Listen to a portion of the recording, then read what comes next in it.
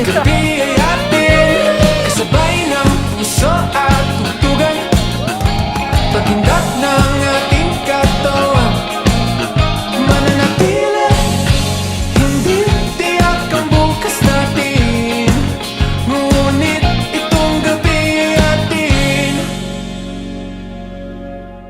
Honey Bear, ito na yung araw na pinakahihintay natin. Natupad na din yung sinabi ko nung una kitang makita na itong babae na ito ang papakasalan at gustong makasama habang buhay.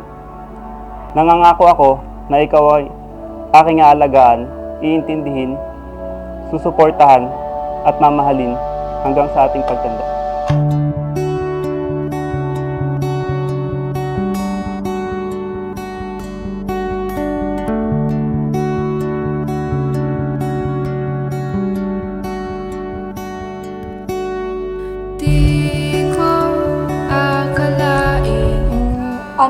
Family-oriented.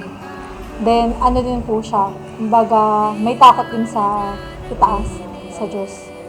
Hindi ko alam kung ano yung nakita ko sa kanya, pero that moment, nung nakita ko siya, parang umikot na sa kanya yung mundo ko. Damhin ang bawat sandali, kasama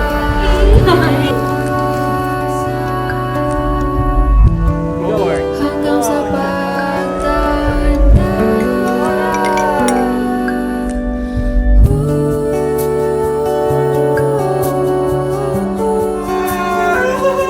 Kilang mata,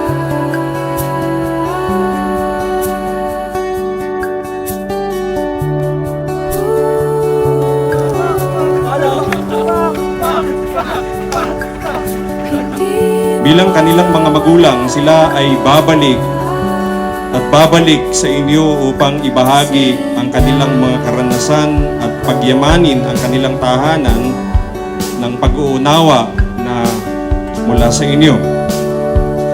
Hindi po kayo nabawasan ng anak, kundi kayo po ngayon ay nadagdagan pa ng isang anak. ako'y maulan man ang ating gabi,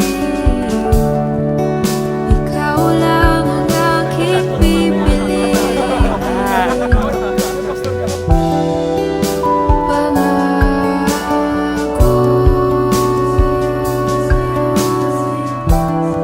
hanggang sa dulo.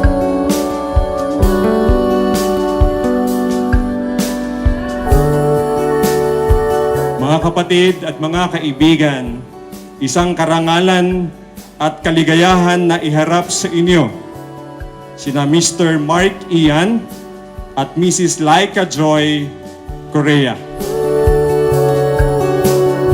Tandaan mo, Honey Bear, walang perfect marriage, walang perfect partner, walang perfect relationship, at higit sa lahat, wala namang perfect na tao.